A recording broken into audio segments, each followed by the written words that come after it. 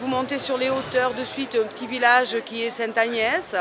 Vous allez voir la disposition de Menton qui est un amphithéâtre. On est encerclé par les Préalpes du côté frontière italienne et du côté de Monaco, vous avez le Montagel et la tête de chien avec à l'arrière le Baudon, le Bosson. Donc on est vraiment cerné par des montagnes. C'est ce qui fait le climat tempéré de Menton.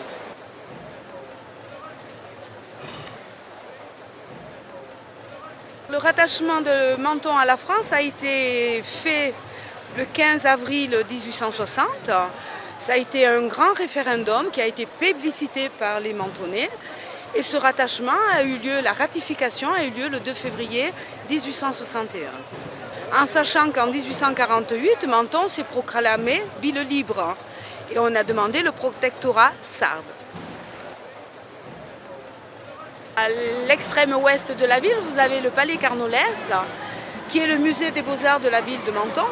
Mais ce musée est entouré d'une collection d'agrumes. C'est la première collection d'espèces d'agrumes d'Europe.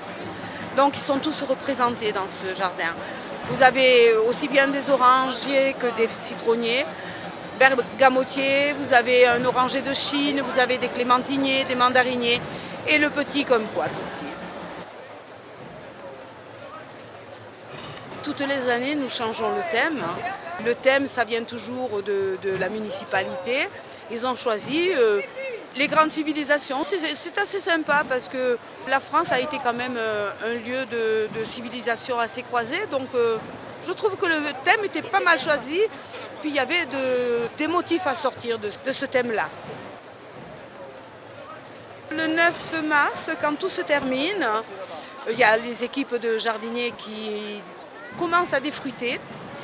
Et nous, en tant qu'office de tourisme, nous allons les vendre à des prix défiant la concurrence parce que c'est pour peut-être 1,50 €, 3 kg ou 5 kg. Donc ça permet de ne pas jeter les fruits et de faire pour les nécessiteux ou des personnes qui ont des difficultés de trouver de l'argent avec la retraite très petite, donc d'acheter des agrumes puisque c'est une source de vitamines. Le citronnier est très fragile, hein. Il peut descendre jusqu'à 5 degrés en dessous de zéro, mais pas plus. Donc il faut avoir des endroits pour le planter très tempérés aussi, hein. Après, s'il trouve sa place, c'est un bel arbre. Puis on a un petit mal de gorge, on met du citron, un peu de miel et du citron, ça adoucit la voix. Le citron de Menton est miraculeux.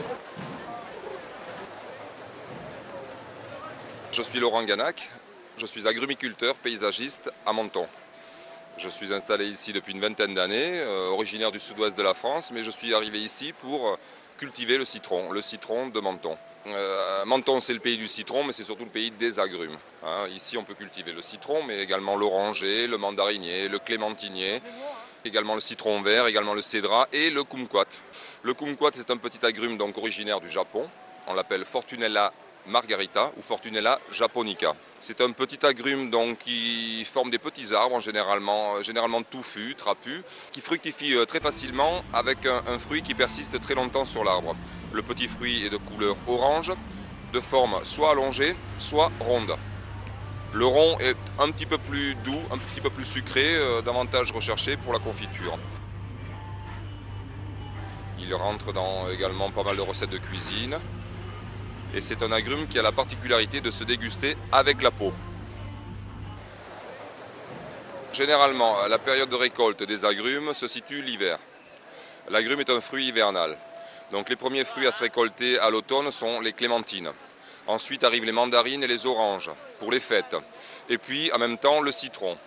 Mais tous les agrumes de couleur orange donc, ne se récoltent que sur la période hivernale, c'est-à-dire qu'en fin d'hiver, il commence à sécher, s'il en reste sur les arbres, puis il tombe. Et l'arbre rentre ensuite en végétation. Le citron de Menton, lui, est un citron 4 saisons, qui va arriver à maturité à la fin de l'automne.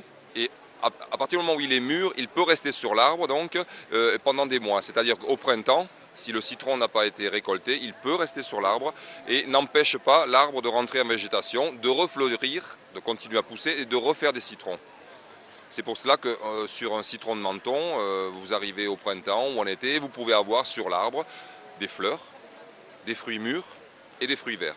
en même temps. C'est pour cela qu'on l'appelle 4 saisons. On a une grosse floraison au printemps et une floraison remontante dès l'automne. L'avantage de l'agrume, c'est que c'est un arbre qui se comporte très bien en pot.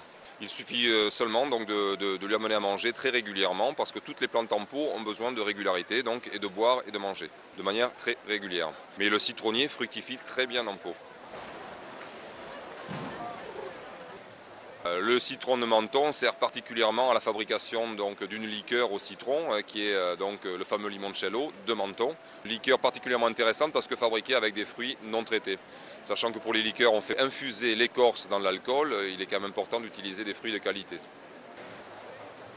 Nous sommes en ce moment, grâce à une association, la PCM, l'Association pour la promotion du citron de Menton, nous sommes en train d'obtenir un IGP, c'est-à-dire une forme de label. IGP, c'est indicateur géographique de production. Voilà. À travers cet IGP, donc, nous pourrons faire reconnaître notre production locale et la qualité de cette production. Les fêtes du citron, c'est le cœur de la saison de la production des agrumes. Traditionnellement, cette saison hivernale qui attirait beaucoup de touristes en hiver, les agrumiculteurs locaux ont eu l'idée, pour animer un petit peu l'hiver mentonais, l'hiver touristique à l'époque, ont eu l'idée de commencer à faire des compositions avec leurs agrumes, avec leurs citrons. Mais la région ne produit pas suffisamment d'agrumes pour animer toutes ces structures. Donc ces agrumes-là viennent d'Espagne. Et puis de fil en aiguille, cette fête a pris des proportions gigantesques pour arriver à ce que vous pouvez voir autour de vous, donc des expositions dans les jardins absolument magnifiques.